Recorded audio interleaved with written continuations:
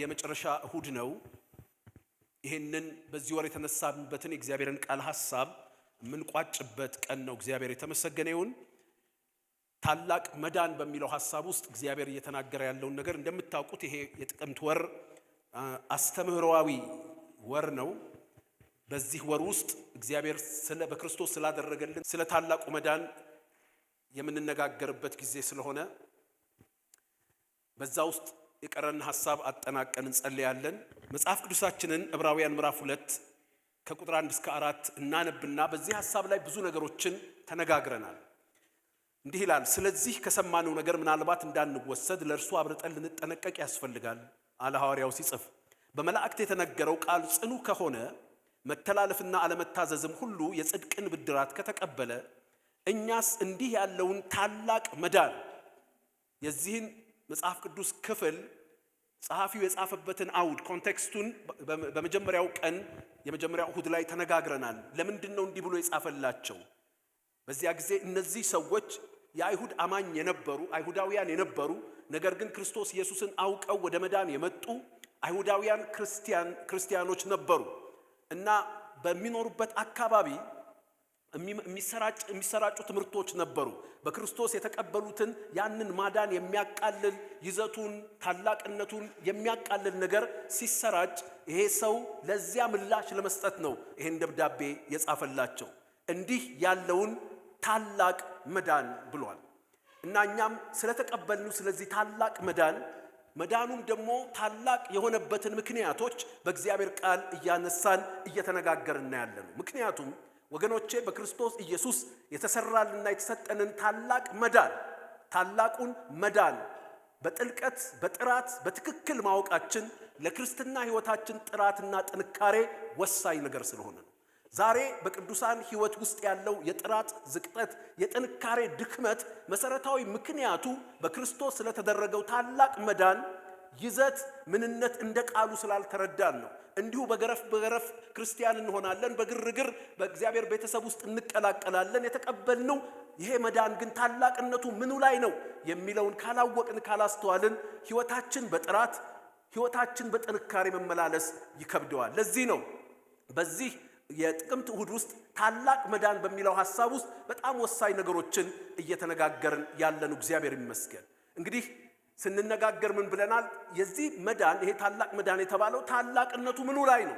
ምንድነው ታላቅነቱ? በክርስቶስ የተሰራልን ይሄ ታላቅ መዳን ታላቅነቱ ምኑ ላይ ነው በሚለው ሐሳብ ብዙ ነገሮችን ተነጋግረናል። በመጀመሪያ የዚህ መዳን ታላቅነት ታላቅ ያደረገው የዚህ ታላቅ መዳን ታላቅነት ያለው በአዳኙ ላይ ነው።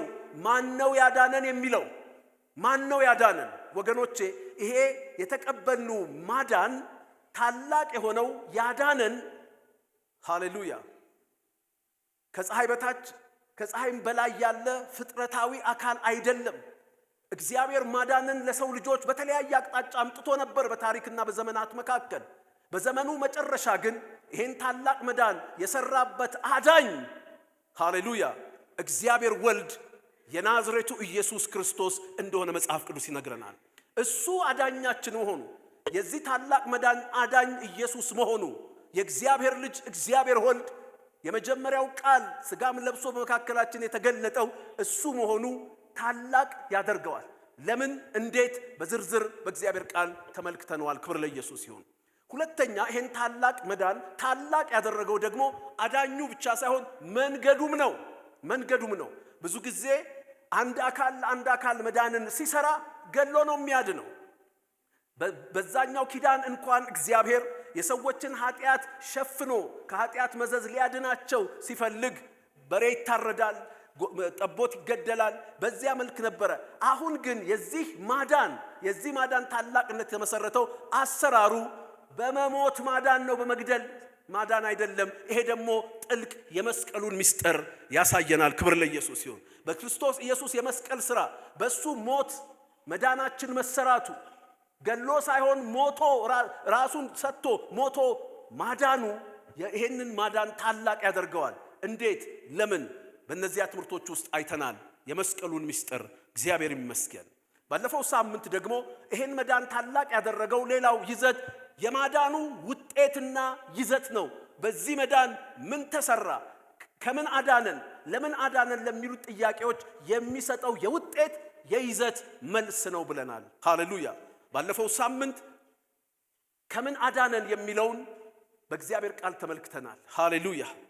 ከኃጢአት እንዳዳነን ወገኖቼ፣ ከእግዚአብሔር ጋር ባለን የመዳን መስተጋብር አድነን ስንለው ያድናል ስንለው ምን ትኩረት አድርገን ነው ማዳኑን የምንጠብቀው ወይም ማዳኑን የምናመሰግነው? ብዙዎቻችን የዘነጋኑ ነገር አለ ወገኖቼ።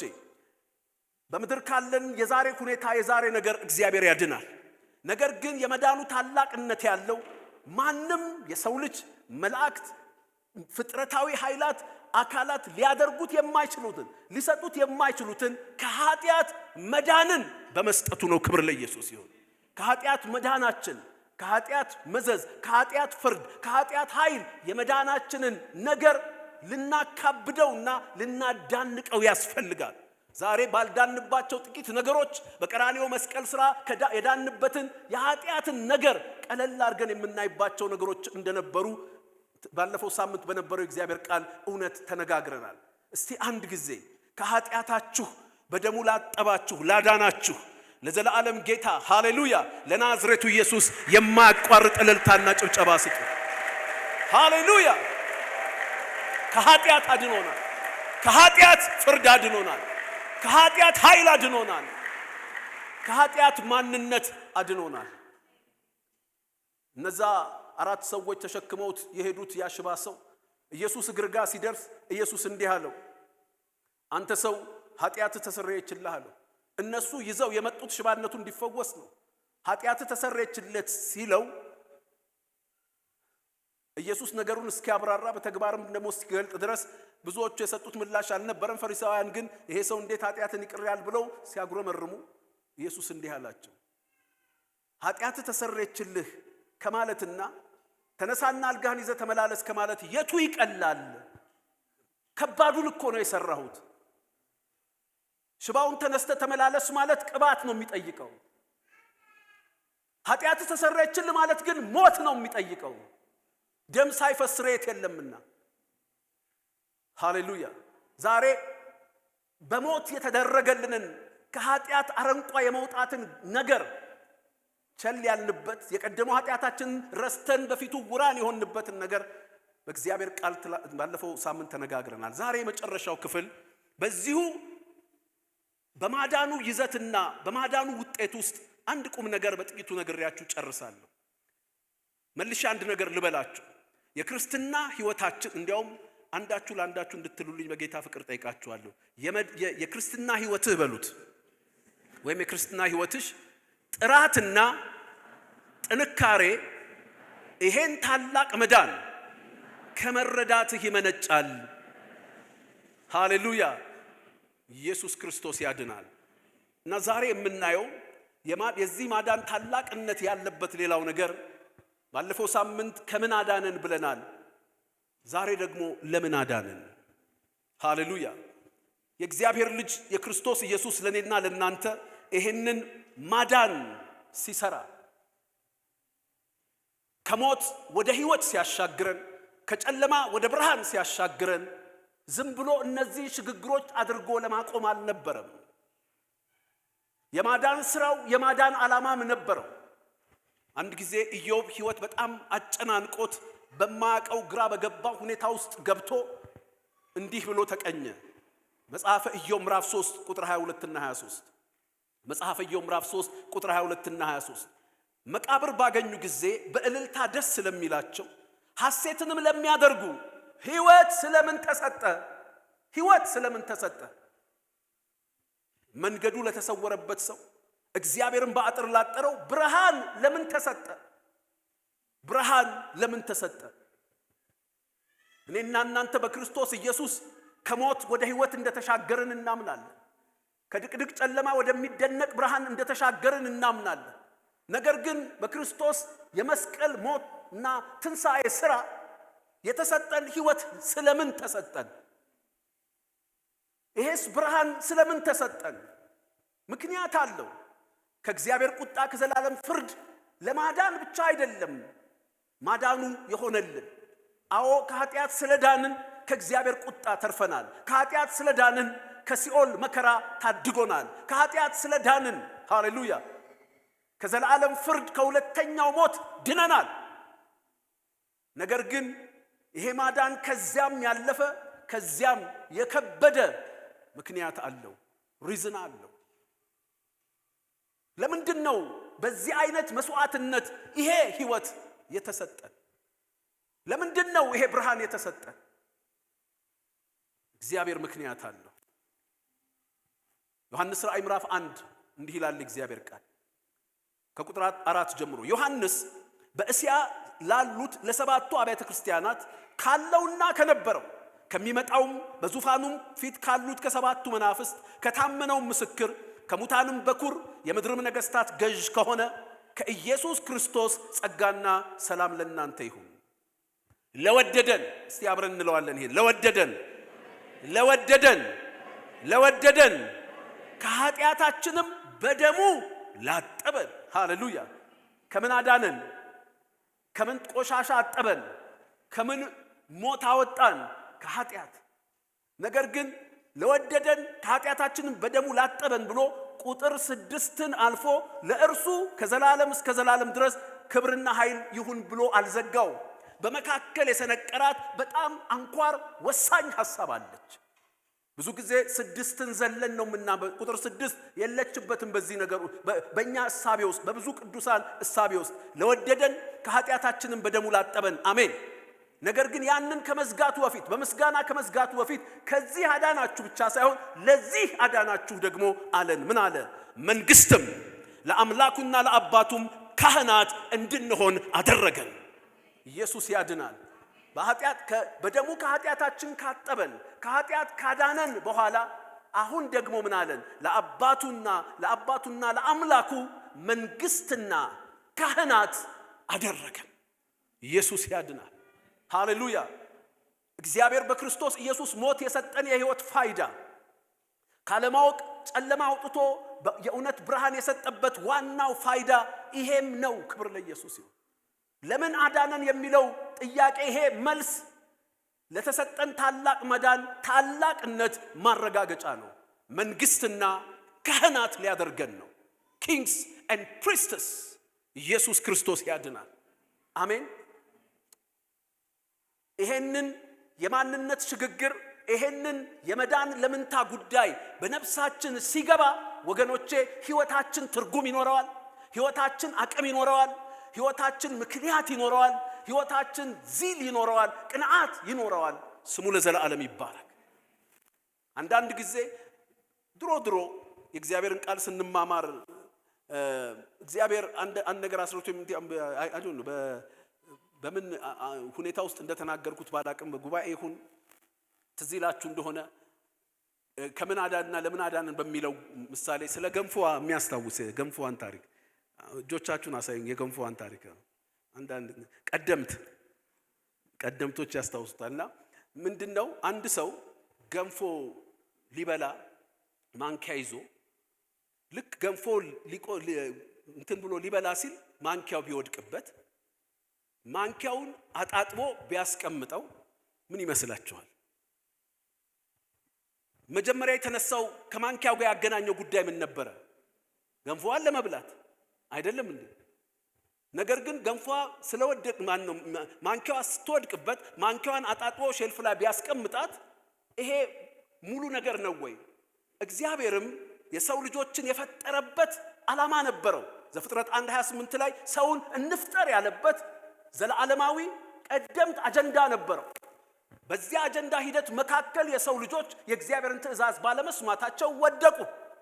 ከዚያ ከኃጢአታቸው በደሙ አጥቦ ሼልፍ አላረጋቸው።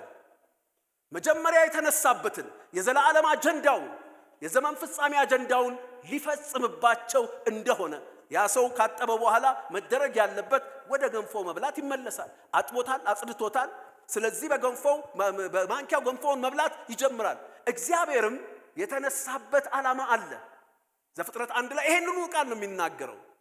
ዘፍጥረት 1 ከቁጥር 26-28 ብትመለከቱ እንዲህ አለ። እግዚአብሔርም አለ ፍጥረትን ሁሉ ካዘጋጀ በኋላ ሰውን በመልካችን እንደ ምሳሌያችን እንፍጠር ካለ በኋላ በምድር ላይ ያሉትን የሚንቀሳቀሱትን ሁሉ ይግዙ ብሎ እግዚአብሔር የመንግስትን እና የክህነትን ሚና እና ዓላማ እንዳስታጠቃቸው በእግዚአብሔር ቃል ተመልክተናል። ዛሬም ወገኖቼ የተሰጣችሁ ሕይወት ስለምንታ እንዲገባችሁ ከፈቀዳችሁና ካመናችሁ ለመንግስትነትና ለክህነትነት ኢየሱስ ክርስቶስ ከኃጢአት ኃይል፣ ከኃጢአት መዘዝ፣ ከኃጢአት ጉልበት አድኗቸዋል። ኢየሱስ ክርስቶስ ያድናል። አሜን ነው። እስቲ አሜን በሉ በደም። አንደኛ ጴጥሮስ ምዕራፍ 2 ቁጥር 9ም እናንተ ግን ከጨለማ ወደሚደነቅ ብርሃኑ የጠራችሁ የእርሱን በጎነት እንድትናገሩ የተመረጠ ትውልድ። ከጨለማ ወደሚደነቅ ብርሃኑ የጠራችሁ ለኢዮብ መልሱለት። ለምን ብርሃን ተሰጠ? ለምን ብርሃን ተሰጠ? የእርሱን በጎነት እንድትናገሩ የተመረጠ ትውልድ፣ የንጉሥ ካህናት ሮያል ፕሪስትሁድ፣ ንጉሥና ካህናት አድርጓችኋል። አሜን። እዚህ ላይ ነው ይሄንን ታላቅ መዳን ታላቅ ያደረገውን ለምን አዳነን የሚለው ምስጢር ሲፈታልን ሕይወታችን ጥራቱ ይጨምራል፣ ጥንካሬውም ይጎለብታል። ሃሌሉያ አሜን ነው። ብዙ ጊዜ ስለዚህ መንገስ ሲነገር ከሕይወት ባሻገር ከሞት ባሻገር ባለው የዘላለም ወይም ደግሞ የሺህ መንግስቱ የእግዚአብሔር ሥርዓት አካባቢ ነው ይሄን ነገር ምንመድበው። መጽሐፍ ቅዱስ ግን በሕይወት ስለመንገስን በተለያዩ አውዶች ያስቀምጠዋል። ሮሜ ምዕራፍ 5 ቁጥር 17 ምን ማለት ነው? መንግስትና ካህናት፣ ነገስታትና ካህናት ሊያደርገን ነው ያዳነን የሚለውን ሐሳብ ስንረዳ ስንፈታው ምን ላይ ነው የሚያነክሰን? ለምንስ ነው ስለምንስ ነው ካህናት ያደረገን የሚለውን የእግዚአብሔር ቃል ሲፈታልን ሶስት ነገሮች ይናገራል። ሮሜ ምዕራፍ 5 ቁጥር 17 በአንዱ በደል ሞት በአንዱ በኩል ከነገሰ ይልቁን የጸጋን ብዛትና የጽድቅን ስጦታ ብዛት የሚቀበሉ በአንዱ በኢየሱስ ክርስቶስ በኩል በሕይወት ይነግሳሉ። በሕይወት ይነግሳሉ። ይሄ በሕይወት ይነግሳሉ የሚለው የንግስናችን ይዘት ምን ማለት ነው? በሕይወት መንገስ ማለት ምን ማለት ነው? በሕይወት መንገስ ምን ማለት ነው? በሕይወት መንገስ ምን እንደሆነ እንዲገባችሁ በሕይወታችን ላይ የሚነግሱብንን ነገሮች እንወቃቸው። በሕይወት መንገስ ምን እንደሆነ ለመረዳት በሕይወታችን ላይ እየነገሰ ያለው ነገር የሚነግሰው ነገር ምንድን ነው? ዘፍጥረት ምዕራፍ 4 ቁጥር 7 መልካም ብታደርግ አለው ለቃየል ወንድሙን ሊገድል በሚያሰላስልበት ሰዓት መልካም ብታደርግ ፊት የሚበራ አይደለምን? መልካም ባታደርግ ግን ኃጢአት በደጅ ታገባለች፣ ፈቃዷም ወደ አንተ ነው። አንተ ግን በእርሷ ንገስባት፣ ሕይወትን እንዳታበላሽ፣ ሕይወትን ተንከራታች ከእግዚአብሔር የተጣላ ከእግዚአብሔር ፊት የወጣ እንዳታረገው ልትነግስብህ የፈለገችውን ኃጢአት ንገስባት። ሃሌሉያ ንገስባት። በሕይወት መንገስ ማለት የቁሳቁስ ጉዳይ አይደለም፣ የሶሻል ፖዚሽን ጉዳይ አይደለም። በሕይወት መንገስ ማለት ሃሌሉያ ሕይወታችን ላይ ነግሳ ቅድም ፓስተር ፍፄ ሲናገር እንደነበረው ምን ያህል ሕይወቱን የኃጢአት ጉልበት እንዴት አድርጎ እንዳወሳሰበው ልክ ነው። እሱ ምንም ሳይሰራ ኃጢአተኛ እያለ የእግዚአብሔር ጸጋ በክርስቶስ ሥራ ከኃጢአት አድኖታል። አሁን ቀጣዩ ግን ከኃጢአት ማዳን ብቻ ሳይሆን በኃጢአት ላይ ለማንገስም እንዳዳነን መጽሐፍ ቅዱስ ይናገራል። እጆቻችሁን ከፍ አድርጉና በእግዚአብሔር ጸጋ በሉ እስቲ። በኃጢአት ላይ እነግሳለሁ፣ በኃጢአት ላይ እነግሳለሁ። አሜን። ሮሜ ምዕራፍ 6 ቁጥር 12 እንዲህ ይላል፣ እንግዲህ ለምኞቱ እንድትታዘዙ በሚሞት ሥጋችሁ ኃጢአት አይንገስ። ኃጢአት አይንገስ። ሕይወታችሁን የኃጢአት ስሌት፣ የኃጢአት ምኞት፣ የኃጢአት አሰራር፣ የኃጢአት አግባብ እንዳይነዳው፣ እንዳይመራው፣ እንዳይሰለጥንበት በክርስቶስ በተቀበላችሁት የጸጋና የጽድቅ ስጦታ ሃሌሉያ በሕይወት ላይ መንገስ ትችላላችሁ። አሜን። እስቲ አሜን በሉ በደም። እኔ አልተሰማኝም። በክርስቶስ ኢየሱስ የተሰጠን ጸጋ ከኃጢአት አድኖናል። እንደገና ደግሞ በኃጢአት ላይ ለመንገስ ነገስታት አድርጎናል። ይሄ አንደኛው ነገስታት አደረገን ለሚለው ለምን አዳነን የሚለው ምክንያት ማብራሪያ ነው። ሁለተኛው በህይወት ላይ በኃጢአት ላይ አንግሶ በተሰጠን የጸጋና የጽድቅ ስጦታ ኃይል በኃጢአት ላይ በመንገስ የጽድቅ ኑሮ የቅድስና ኑሮ እንድንኖር የሚያስችለን ንግስና ነው ይሄ በህይወት መንገስ። ሁለተኛው ራእይ ምዕራፍ 5 ቁጥር 9 መጽሐፉን ትወስድ ዘንድ ማህተሞቹንም ትፈታ ዘንድ ይገባሃል፣ ታርደሃልና በደምህም ለእግዚአብሔር ከነገድ ሁሉ ከቋንቋም ሁሉ ከወገንም ሁሉ ከህዝብም ሁሉ ሰዎችን ዋጅተህ ከኃጢአታችን በደሙ አጠበን እንዲል የቀድሙ ቃል ዋጅተህ ለአምላካችን መንግስትና ካህናት የሆኑ ዘንድ አደረካቸው፣ በምድርም ላይ ይነግሳሉ። በምድርም ላይ ይነግሳሉ። በህይወት ላይ ይነግሳሉ፣ በምድርም ላይ ይነግሳሉ። ምን ማለት ነው? በምድር ላይ መንገስ ምን ማለት ነው? ሁላችንም ፖለቲካል ኦፊስ መያዝ ማለት ነው? የበላይ ይስራን ማለት ነው? ምን ማለት ነው በምድር ላይ መንገስ? ወገኖቼ ዛሬ ዓለምን ተመልከቷት፣ ምድርን ተመልከቷት፣ ዘመኑን ተመልከቱ፣ ስርዓቶችን ተመልከቱ፣ የቤተሰብ ሁኔታን ተመልከቱ፣ የተለያዩ ነገሮችን ተመልከቱ። ምድራችን ምድርና የምድር ሁኔታ መሪ እንደሌለው መርከብ እየተነዳ በብዙ ነገሮች ውስጥ የሚገባበት ሁኔታ ነው የሚታያለው። አይደለም ወይ?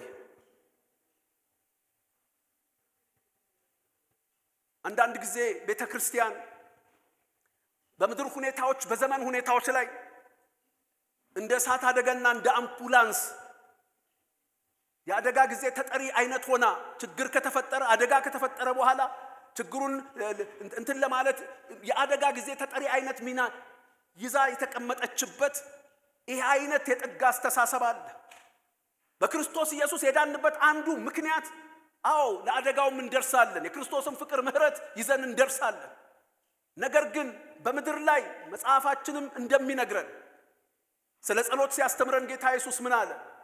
ጸሎት አስተምረን ሲሉት እንዲህ አለ፣ ስትጸልዩ እንዲህ በሉ፣ አባታችን ሆይ በሰማይ የምትኖር ስምህ ይቀደስ አለና ስለ እንጀራ፣ ስለ ይቅርታ፣ ስለ ከክፉ ስለ ማዳን፣ ስለ ተለያዩ ጉዳዮች ከመነሳቱ በፊት ቀድሞ ምን አለ?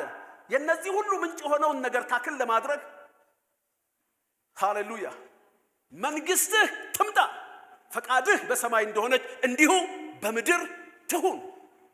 ኢየሱስ ያድናል። ምን ማለቱ ነው? መንግስት ትምጣ ፈቃድህ በሰማይ እንደሆነች በምድር ትሁን ማለቱ ያንን የእግዚአብሔርን መንግስት በምድር ላይ ልክ እንደ ሰማዩ ውበት መሰልጠንን የሚያሳልጠው ማን ነው? በደሙ ዋጅቶ በደሙ አጥቦ ከኃጢአት አጥቦ መንግስትና ካህናት ያደረጋቸው የእግዚአብሔር ልጆች ናቸው። ክብር ለኢየሱስ። አሜን። የእግዚአብሔርን መንግስት እሴቶች ቫልዩስ፣ የእግዚአብሔርን መንግስት መርሆች፣ የእግዚአብሔርን መንግስት ኃይል፣ የእግዚአብሔርን መንግስት ንጉስ የናዝሬቱ ኢየሱስን በምድር ስርዓቶች መካከል በቃልና በስራ እያስተላለፉ ትውልድን፣ ስርዓትን፣ ባህልን የሚለውጥ ተጽዕኖ ያመጡ ዘንድ ነገስታት ተደርገዋል። it is for influence and impact on culture። ዝም ብለን ጥግ ይዘን እከሌ እንዲህ ቢያደርግ እከሊት እንዲህ ቢያደርግ እያልን ከዛ በኋላ ነገር ከተበላሸ በኋላ እንደ እሳት አደጋ እስቲ ደግሞ እንትን እንበል እያልን የምንሄድበት አይደለም፣ አልነበረም የተሰጠን ነገር። ለመንግስቱ ካህናት ሲያደርገን መንግስት ሲያደርገን ከኃጢአት ዋጅቶና አጥቦ መንግስት ሲያደርገን በምድር ላይ መንገስ ማለት የስልጣን ጉዳይ አይደለም። ነገር ግን የምድርን የአስተሳሰብ አሰላለፍ በእግዚአብሔር መንግስት ስርዓት የመቃኘትን ጉልበት ነው። ሲቀንጆቻችሁን አንሱና የአስተሳሰብ አሰላለፍ በሉ እስቲ። አይሰማም? የአስተሳሰብ አሰላለፍ ምድር ላይ የአስተሳሰብ አሰላለፍ አለ። እሱ ነው እያበላሻት ያለው። ግን ያንን ለምድር ዘፍጥረት ምዕራፍ 6 ላይ ተመልከቱ። የእግዚአብሔር ቃል ሲናገር ምድርን በቁጣ ከማጥፋቱ በፊት እግዚአብሔር ምድርን አየ፣ እጅግም ተበላሽታለች፣ ግፍን ተሞልታለች። ከዛ መረመራት። ለምን ተሞላች ሲል የሰው የልቡ ሐሳብ እጅግ ክፉ ነበር። እንደገና ሰው አካሄዱን በምድር ላይ አበላሽቶ ነበርና ኮዙ ሰው ነው አለ። የሰው የልብ በኃጢአት መበላሸት፣ አካሄዱ በኃጢአት መቃኘት እሱ ነው የምድር አበሳዋ ምክንያት አለ።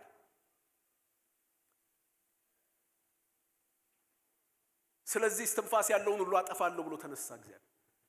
ዛሬም የምድርን በግፍ መሞላት፣ በኮራፕሽን፣ በጥፋት፣ በውድቀት መሞላት ያን ጊዜ እንደነበረው ይህ የተሳሳተ የአስተሳሰብ አሰላለፍ የፈጠረው ነው። ያንን ማይቃኘው፣ ያንን ማን ያስተካክለው? የዳነው ለዚህ ነው። ዳር ተቀምጦ ተመልካች ወይ ደግሞ ተቺ ለመሆን አይደለም። ተነስተን በጉልበታችን በጸሎት ጀምረን በተሰማራንበት የህይወት አቅጣጫ ሁሉ የእግዚአብሔርን መንግስት ቫልዩዎች ዋጋ ቢያስከፍል፣ አሜን፣ የእግዚአብሔርን መንግስት እሴቶች፣ የእግዚአብሔርን መንግስት መርሆች፣ የእግዚአብሔርን መንግስት ኃይል፣ የእግዚአብሔርን መንግስት ንጉሥ የናዝሬቱ ኢየሱስን ይዘን እየገባን አስተሳሰብን አሰላለፍ እየቃኘን ዘመንንና ባህልን ለእግዚአብሔር ክብር ማስገዛት ማለት ነው። አሜን። ትዝ ይላችኋል በንጉሥ ሳኦል ዘመን ሳኦል በቤተ መንግስት ተቀምጧል። ሕግ የማውጣት ሕግ የማስፈጸም ስልጣን ተሰጥቶታል። ነገር ግን ስለ ዳዊት እንዲህ ተባለ በመጽሐፍ ቅዱስ። ምን አለ? ዳዊት ወደ ይሁዳ ሽማግሌዎች በመጣ ጊዜ እና እስራኤል ሽማግሌዎቹ መጡና እንዲህ አሉት በኬብሮን፣ ዳዊት ሆይ አሉት፣ ንጉሥ ሳኦል እንኳን ንጉሥ ሆኖ በነበረ ጊዜ while he was in office እስራኤልን የምታወጣና የምታገባ አንተ ነበርክ። አዋጅ ማውጣት የሚችለው ንጉሥ ሳኦል በቤተ መንግስት አለ። ማዘዝ የሚችለው ንጉሥ ሳኦል በቤተ መንግስት አለ። ነገር ግን ዳዊት በዋሻ በአዶላም ዋሻ በንጉሱ እየተሰደደ ሆኖ የእስራኤልን ያስተሳሰብ አሰላለፍ የሚቃኘው እሱ ነበር። ንጉሥ ሳኦል እንኳን ንጉሥ ሆኖ በነበረበት ጊዜ እስራኤልን የምታወጣና የምታገባ አንተ ነበርክ አሉት። ሃሌሉያ። ምክንያቱም ይሄን ነገር ስለተረዳ ዳዊት በእግዚአብሔር መንግስት ውስጥ ስላለው ሚናና ስፍራ የተረዳ ሰው ስለነበረ ስደተኛ፣ ተሳዳጅ፣ በዋሻ የሚኖር ሰው እንኳን ሆኖ he was the one እሱ ነበረ የእስራኤልን ሕዝብ አወጣጥና አገባብ የሚያደርገው። እንዴት? I don't know። እንደ ዛሬ ሶሻል ሚዲያም የለም። ነገር ግን የህይወት ኃይል ከሶሻል ሚዲያ ይበልጣል። የወንጌል ኃይል ከሶሻል ሚዲያ ይበልጣል። ክርስቶስን ከኖር ነው፣ ክርስቶስን ከሰበክ ነው፣ የመንግስቱን ስርዓትና ኃይል በህይወትና በአኗኗር ነጋዴው በዛ ስርዓት ቢነግድ፣ ፖለቲከኛው በዛ ስርዓት ቢመራ፣ አገልጋዩ በዚያ ስርዓት ቢመራ ይሄ ተጽዕኖ የትውልድን አበሳ ክርስቶስ እስኪመጣ ለማስታገስ ለወንጌል ስብከት ሰው ሁሉ የክርስቶስን ወንጌል እስኪሰማ መንገድን ለማቅናት ያ ተጽዕኖ ይሆናል። እግዚአብሔር ይመስገን። ቀንጆቻችሁን አንሱና ልጸልይላችሁ። በጌታ በኢየሱስ ስም እግዚአብሔር ተጽዕኖ አምጪ ያድርጋችሁ። አሜን፣ ሃሌሉያ። ይሄ ነገስታት ነን የሚለው ጉዳይ የማንነት ቀዳዳ መድፈኛ የስነ ልቦና ሕክምና አይደለም። ይሄ አንደ ንጉስ ነኝ ኖ ንጉስነት ማለት it's not about position, it's not about even identity, it's about function። ክብር ለኢየሱስ ይሁን። ተጽዕኖ ማምጣት ነው። ይቻላል፣ ይቻላል፣ ይቻላል። መጽሐፍን መርምሩ፣ ታሪክን ዞር ብላችሁ እዩ። አንድ ሰው፣ ሁለት ሰው፣ 10 ሰው፣ አንድ ቤተክርስቲያን፣ አንድ የቅዱሳን ህብረት በትውልድ ላይ፣ በባህል ላይ፣ በዘመን ላይ ታላቅ ተጽዕኖ አምጥተው ስልጣኔን በምድር ላይ ዘርግተው ታይቷል። ምን አዳከመን በዚህ ዘመን? እኛም ከውጭ እንዳሉት ከውጭ ሆነን አሚዎች፣ ተናጋሪዎች፣ ተቺዎች ብቻ ምን አደረገን? እኔና እናንተ የመፍትሄ ሰዎች ነን። እጆቻችሁን ከፍ አድርጉ። የኢትዮጵያ ቤተክርስቲያን የመንግስቱን ሐሳብ በማንቀሳቀስ ውስጥ ትነሳለች። በምድራችን በዘመናችን ላይ ያለው ግፍ፣ መጠላላት፣ መከፋፋት፣ መበላላት በጌታ በኢየሱስ ስም በመንግስቱ ጽድቅ ተጽዕኖ አምጪዎች በኢየሱስ ስም ይፈወሳል። ማቴዎስ ወንጌል ምዕራፍ 13 ላይ ምሳሌ ኢየሱስ ተናገረ። ስለ እግዚአብሔር መንግስት ያብራራ። ዘሪ ሊዘራ ወጣልና መጀመሪያውን ተናገረ። እዚህ ላይ ወደቃለ። ሲተረጉመው ዘሩም አለ፣ ዘሩም የእግዚአብሔር ቃል ነው አለ። የእግዚአብሔር ቃል ሲዘራ ለውጥ ያመጣል። ከዛ ሌላ ምሳሌ ሰጠ ስለ ሌላ ዘሪ። አንድ ዘሪ መጣና ደግሞ ሲዘራ አለ ዘርቶ እንዳበቃ ሌላ አካል መጣና ደግሞ እነዛ ሲተኙ እንክርዳድ ዘራ አለ። አሁን በዛ አውድ ያለውን የዘር ጉዳይ ሲፈታው ደግሞ ምን አለ? ዘሩም የመንግስት ልጆች ናቸው አለ። አይችሁ እግዚአብሔር በምድር ላይ ቃሉንም ልጆቹንም ይዘራል። በሁለተኛው በማቴዎስ 13 የሁለተኛው ምሳሌ ላይ ዘሩ የመንግስቱ ልጆች ናቸው። የእግዚአብሔር መንግስት እሴት የተሞሉ የእግዚአብሔር መንግስት ኃይል የተሞሉ የእግዚአብሔር መንግስት ንጉስ የሰለጠነባቸው እነሱ በዚህ ዓለም ስርዓቶች ላይ ይዘራሉ። በንግዱ ላይ ይዘራሉ፣ በፖለቲካው ላይ ይዘራሉ፣ በማህበረሰቡ ላይ ይዘራሉ፣ በኢንተርቴይንመንቱ ላይ ይዘራሉ፣ በሁሉ አቅጣጫ ይዘራሉ። ያንን የመንግስትን ተጽዕኖ ይዘው የተዘሩበት ሃሌሉያ እንክርዳድን ያመክናሉ፣ ኮራፕሽንን ያመክናሉ፣ ክፋትን ያመክናሉ፣ ጥላቻን ያመክናሉ። ኢየሱስ ያድናል። አሜን። ሶስተኛ መንገስ የሚለው ዮሐንስ ራእይ ምዕራፍ 5 ቁጥር 6 ላይ ያየነው አንደኛ በምድር ላይ መንገስ ነው። ዝርዝር ውስጥ አልገባ። ሶስተኛው ዮሐንስ ራእይ ምዕራፍ 22 ቁጥር 5 ከእንግዲህም ወዲያ ሌሊት አይሆንም፣ ጌታ አምላክም በእነርሱ ላይ ያበራላቸዋልና የመብራት ብርሃንና የፀሐይ ብርሃን አያስፈልጋቸውም፣ ለዘለዓለምም እስከ ዘለዓለምም ይነግሳሉ። አሜን። በህይወት ላይ ይነግሳሉ፣ በምድር ላይ ይነግሳሉ፣ ለዘለዓለም እስከ ዘለዓለም ይነግሳሉ። ሃሌሉያ። ለዘለዓለምም እስከ ዘለዓለም ይነግሳሉ።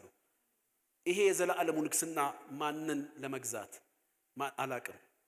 ፕላኔት ይሰጠን፣ ጋላክሲ ይሰጠን አላቅም። መጽሐፍ ቅዱስ የሚለው ነገር የለም። ግን የዘላለም ንግስናም አለን። በምድር መንገስም የተጽዕኖ ንግስና፣ በህይወት መንገስም በቅድስና የመኖር ከኃጢአት በላይ ተሰጥቶናል። ስለዚህ ወገኖቼ እንዳልተደረገለት እንዳልተቀበለ ሰው እየተገዙ መኖር ያብቃል። መገዛትን እያስተባበሉ ከመገዛት ጋር ተቻችሎ መኖርን እንዳንችል እግዚአብሔር ያድርገን። ራይናርድ ቦንኬ ሲናገር ምን ይላል? ወንጌል አለ እስር ቤትን ማስዋብ አይደለም፣ ከእስር ቤት ማውጣት ነው አለ። It's not decorating your prison cells። አሁን ግን የታሰርንበት የተገዛንበትን ነገር በአንዳንድ አስተምህሮች ልምዶች እናስውባቸዋለን። እዛው እስር ቤት ውስጥ ሆነን በሚሞት ስጋችን ኃጢአት እየነገሰ ነገር ግን በተለያዩ ውብ ቃላት እስር ቤታችንን እናስውበዋለን፣ ሽቶ እነፋዋለን። ዋት መውጣት ነው ያለብን። እንወጣ ዘንድ ደግሞ የመንግስት በትር ተሰጥቶናል፣ የቅባት ኃይል ተሰጥቶናል፣ የንጉሱ ስልጣን ተሰጥቶናል። ኢየሱስ ያድናል። አሜን። ትዝ ይላችኋል አልዓዛር ከሙታን ሲነሳ ዮሐንስ ወንጌል ምዕራፍ 11 ላይ ሄደና ኢየሱስ ጠራው። የሞተውም ይላል የሞተውም እንደተጠቀለለ ወጣ ይላል። ህይወት አግኝቷል፣ ከመቃብር ወጥቷል፣ ከሞት ወደ ህይወት ተሸጋግሯል። ነገር ግን ኢንፌክቲቭ ነበር፣ እንደተጠቀለለ ነው የቆመው። አንዳንዴ የመዳናችን ጉዞ እዛ ልክ ከመቃብር በወጣበት በአልዓዛር ቁመና ሆነን ምንም በህይወትም ሳልሰለጥን በምድር ላይ እንትን ሳንል እንዲሁ እንደተሳሰርን የሞት ሽታ የሞት መግነዝ ይዞን ጠፍንጎን የቆምንበት ነገር አለ። እግዚአብሔር ከዛ ሊያወጣንም ነው ያዳነን። አሜን። ሌላው ካህናት እንድንሆን ነው። አሜን። ካህናት እንድንሆን እስቲ ካህናት በሉ። ኢየሱስ ያድናል። ለዚህ ነው ያዳነን። ምን ማለት ነው ካህን መሆን? ኢየሱስ ክርስቶስ ጌታ ነው።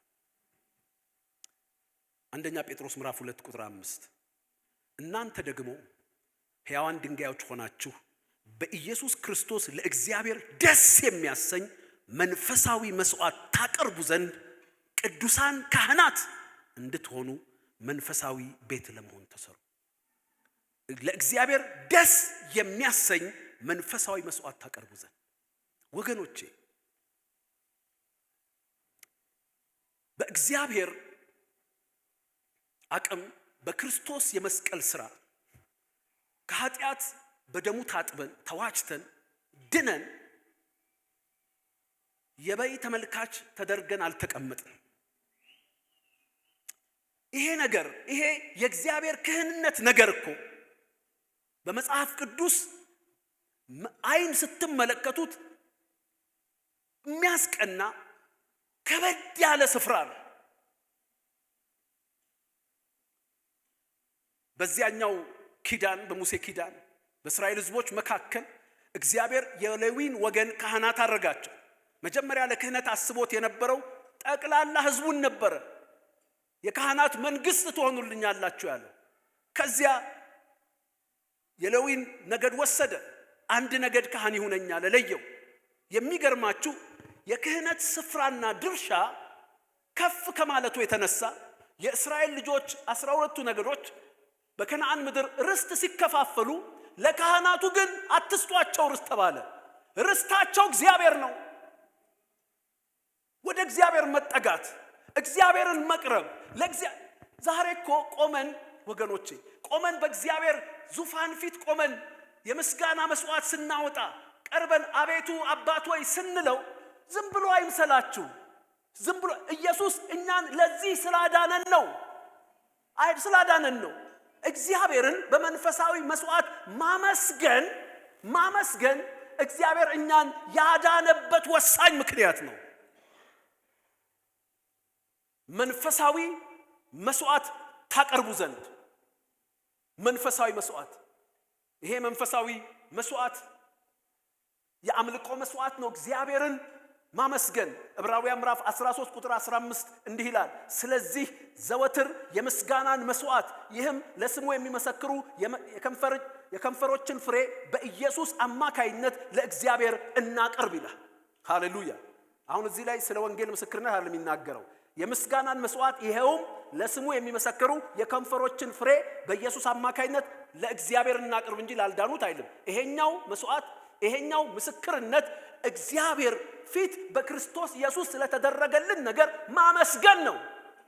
በምንም ሁኔታ ውስጥ ብንሆን በምንም ሁኔታ ውስጥ ብናልፍ እጆቻችን አንስተን ቸር ነህና ምህረትህ ለዘላለም ነውና ስምህ ይባረክ የማለትን እድል የክህነት እድል መጠቀም ነው። ክብር ለኢየሱስ ይሁን። እጆቻችሁን ከፍ አድርጉና አመሰግናለሁ በሉት። ድሮ የምስጋና መስዋዕት ይዘህ ስትሄድ አንተ ታቀርብ መሰለህ እንዴ? ለካህኑ ስጠው ነው የሚለው። ካህኑ ነው ከእጅ ተቀብሎ እግዚአብሔር ጋር ሄዶ የሚያውቅ። አሁን ግን ያ ነገር በክርስቶስ ኢየሱስ ተጠረገና አንተ ይዘህ አባት ፊት ቀርበህ ኢየሱስ ተባረክ ትለዋለህ። ኢየሱስ ያድናል። እስቲ አንዴ ኢየሱስ ስለሆነላችሁ ስላደረገላችሁ ነገር እስቲ የምስጋና መስዋዕት አቅርቡ። የምስጋና መስዋዕት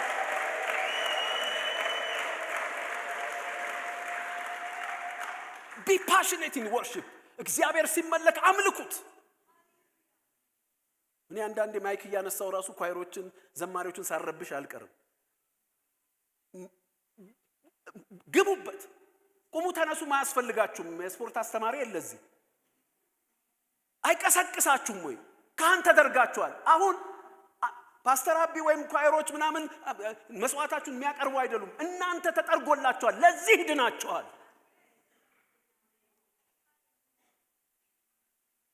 ሌላው እዚሁ ላይ ይነግራቸዋል።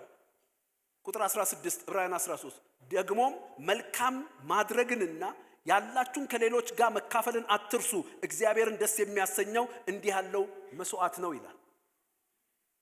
የከንፈር ፍሬ የምስጋና መስዋዕት ብቻ ሳይሆን የበጎ ሥራ መስዋዕት። ያላችሁን አካፍሉ፣ ስጡ፣ ደግፉ፣ እርዱ፣ ደጎች ሁኑ። መስዋዕት ነው እሱ። ይሄን እንድታደርጉ ካህን ተደርጋችኋል። አሜን። የምልጃ መስዋዕትም እናቀርባለን። በእግዚአብሔር ፊት እንጸልያለን። ሃሌሉያ። ሌላኛው የክህነት ተግባር መስዋዕት ማቅረብ ነው። የመጀመሪያው የምስጋና መስዋዕት፣ የበጎ ሥራ መስዋዕት፣ የምልጃ መስዋዕት ማቅረብ። እነዚህ በክህነታችን ማንነት ላይ የተቀመጡ። ለምን ዳንን ካላችሁ ክህነት ማለት ምን ማለት ነው? የምስጋና መስዋዕት ልታቀርቡ፣ የበጎ ሥራ መስዋዕት ልታቀርቡ፣ ልታግዙ፣ ልታካፍሉ ለሰዎች። እንደገና የምልጃ መስዋዕትን ልታቀርቡ፣ በእግዚአብሔር ፊት ያን ጸሎት ዕጣናችሁን ልታወጡ። ሌላው ሁለተኛው የክህነታችሁ ነገር አንደኛው መስዋዕት ለማቅረብ፣ ሁለተኛው ሮሜ 15:15-16 ነገር ግን አሕዛብ በመንፈስ ቅዱስ ተቀድሰው የተወደደ መስዋዕት ሊሆኑ ለእግዚአብሔር ወንጌል እንደ ካህን እያገለገልሁ ለአሕዛብ የክርስቶስ ኢየሱስ አገልጋይ እሆን ዘንድ ሃሌሉያ ከእግዚአብሔር በተሰጠኝ ጸጋ ምክንያት ተመልሼ ላሳስባችሁ ብዬ በአንዳንድ ቦታ በድፍረት ጻፍኩላችሁ ይላል። ለእግዚአብሔር ወንጌል እንደ ካህን እያገለገልኩ፣ ሌላው ወንጌልን መመስከር ክህነታችሁ፣ በእግዚአብሔርና በሰው መካከል ያለውን የጥል ግርግዳ የሚያፈርሰውን የማስታረቅ ቃል የክርስቶስ ኢየሱስን የመስቀል ሥራ ሰው በሌላ በምንም እንደማይድን ለሰዎች ከዚህ የኃጢአት አበሳ የዘላለም ሞት የሲኦል መከራ የሚታደገው የናዝሬቱ ኢየሱስ እሱንም በማመን በጸጋ ብቻ እንደሆነ ወንጌልን መመስከር፣ ወንጌልን መናገር። ወንጌልን መናገር የሃይማኖት ግዴታ አይደለም፣ የፍቅር ዕዳ ነው። ጳውሎስ ባልናገር ወየውልኝ አለ። ቅድም ፓስተር ፍፄም ሲመሰክር ሰምታችኋል በክሊፑ ላይ። ሲኦልማ የለም አለ።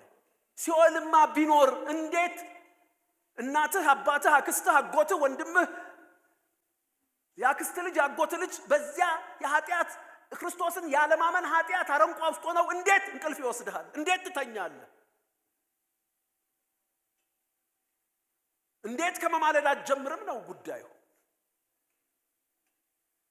ሌላ ማንም የለም። ባይ ዘ ዌይ ሌላ ማንም የለም። አንዳንዶች እግዚአብሔር ሉዓላዊ ነው ካዳነ ማዳን ይችላል ይላሉ። ልንገራችሁ ሐዋርያት ሥራ ምዕራፍ 10 ላይ የግሪኩ መታለቃ የሮሜው መታለቃ ቀርኔሊዮስ ጋር እግዚአብሔር ወንጌል ሊያደርስ ሲፈልግ መልአክ አቬለብል ሆኖ መልአክ እያለ ራእይ ተገልጦ እኮ ከመልአኩ ጋር ማውራት ጅሏል። ለምን መልአኩ አይነግረው? የመዳን መንገድ እኮ ይሄ ነው ለምን አይለው? ያንን ማንዴት ለመልአክ አልሰጠም እግዚአብሔር። መልአኩ የሰጠው ነገር ቢኖር ምንድነው? በቁርበት ፋቂው በስምዖን ቤት ጴጥሮስ አለ፣ ላክና አስጠራው፣ እሱ የመዳን መንገድ ይነግርሃል። ካህኑ እሱ ነው፣ እኔ አይደለሁም አለ። ማንን ነው የምንጠብቀው? ለክህነት ድነናል። የማስታረቅን ቃል ለመናገር ድነናል። ኢየሱስ ያድናል። አሜን። ቅድም ያነሳውላችሁ አልዓዛር ከሙታን ተነሳ። ተገንዞ ነው የተነሳው። ፍቱትና ይሂድ ያላቸው ፈቱት። እግዚአብሔር ይመስገን። የተሰጠውን ሕይወት መለማመድ መኖር ጀመረ። ከዚያ ምዕራፍ 12 ላይ ጌታ ኢየሱስ ክርስቶስ አልዓዛርን ከሙታን ወደ አስነሳበት ወደ ቢታንያ መጣ። እነ ማርታ ቤት ገባ። ግብዣ አዘጋጁለት። ማርያም ሽቶ እግሩ ላይ አፈሰሰች። ማርታ እዛ ለእህል ተፍ ትላለች። ማርያም በአምልኮት እናጣለች። አልዓዛር ግን ከእሱ ጋር ከተቀመጡት አንዱ ነበር ይላል። ክብር ለኢየሱስ ይሁን። ከዚያ በኋላ ሰዎች ኢየሱስ በቢታንያ እንዳለ ሰምተው መጡ። የመጡት ይላል እግዚአብሔር ቃል ኢየሱስን ብቻ ሳይሆን ከሙታን ያስነሳውን አልዓዛርን ሊያዩ ነበር ይላል። ከማርታ የጓዳ ወጥ ከማርያም መልካም ሽቶ በላይ የትንሣኤ ሕይወት ነበር የሚሸተው። የትንሣኤ ሕይወት እንዲህ ይላል እግዚአብሔር ቃል ቁጥር 9 ምዕራፍ 12 ከአይሁድም ብዙ ሕዝብ በዚያ እንደነበረ አውቀው መጡ። ከሙታን ያስነሳውን አልዓዛርን ደግሞ እንዲያዩ ነበር እንጂ ስለ ኢየሱስ ብቻ አይደለም። እዛው ምዕራፍ ውስጥ የማርያም ሽቶ አለ፣ የሚገርም የማርታ ወጥ አለ፣ የማርታ የጓዳ ስራ አለ። ከዛም አክቲቪቲ በላይ ሕዝቡን ይማርክ የነበረው የትንሣኤ ሕይወት ነው። የተነሳ ሰው ሕይወት ዛሬ በጌታ በኢየሱስ ስም ሕይወታችሁ በመስሪያ ቤታችሁ እንደ ካህን ይሽተት። በኢየሱስ ስም የክርስቶስ ፍቅር ይሽተት፣ የክርስቶስ እውነት ይሽተት፣ የክርስቶስ ወንጌል ይሽተት በሕይወታችሁ። ከዛ እንዲህ ይላል የካህናት አለቆችም አልዓዛርን ደግሞ በሉ። ትላንት ነችለት ሞቶ ነበር፣ በሽታ ገድሎት ነበር። አሁን ደግሞ ሊገድሉት ተማከሩ። ይሄ እኮ ነው በቤተ ክርስቲያን ላይ ሰይጣን የሚሰራው ሴራ። ሕያው ሆነን እንደ ሞት እንድንመላለስ። ለዚያች ቤተ ክርስቲያን እንዳላት ሕያው እንደመሆንሽ መጠን ስም አለሽ ግን ሞተሻል እንዳላት። ዛሬ የሃይማኖት መንፈስ የተለያዩ አሰራሮች ይሄንን የትንሣኤ ሕይወት እንዳንኖር እያደረጉ እንደገና ወደ መግነዛችን እየመለሱ ሕያው ሙታን አድርገውን የትንሣኤው ሕይወት እንዳይሸት እና ካህናት እንዳንሆን በቃል በሕይወት በሥራ እንዳይሸት ያደረገ በኢየሱስ ስም የጠላት ሴራ የመከነ ይሁን። ሊገሉት ተማከሩ። ለምን? ከአይሁድ ብዙዎች ከእርሱ የተነሳ ሄደው በኢየሱስ ያምኑ ነበር። ከማ የተነሳ? ከአልዓዛር የተነሳ። ከሽቶ ከማርያም ሽቶ ከማርታ ምግብ አይደለም፣ ከአልዓዛር የተነሳ። ክህነት ይሄ ነው። ክህነት ይሄ ነው። በሕይወት በቃል በሥራ ወንጌሉን መመስከር። ለዚህ ድናችኋል። እኔም ብዙ ያልገባኝን ግን ቃሉ እውነቱ ስላለ ሙሉ የእግዚአብሔርን ካውንስል ማግኘት ስላለባችሁ ይሄን ልንገራችሁ። ራእይ ምዕራፍ 20 ቁጥር 6 በፊተኛው ትንሣኤ ዕድል ያለው ብፁዕና ቅዱስ ነው፣ ሁለተኛው ሞት በእርሱ ላይ ስልጣን የለውም። ዳሩ ግን የእግዚአብሔር እና የክርስቶስ ካህናት ይሆናሉ ይላል። ይሄ እንግዲህ ከዚህ ዓለም በኋላ ነው። በፊተኛው ትንሣኤ ዕድል ያለው ብፁዕና ቅዱስ ነው፣ በሁለተኛው ሞት በእሱ ላይ ስልጣን የለውም። ዳሩ ግን ያለ በፊተኛው ትንሣኤ የተነሳው ማለት ነው።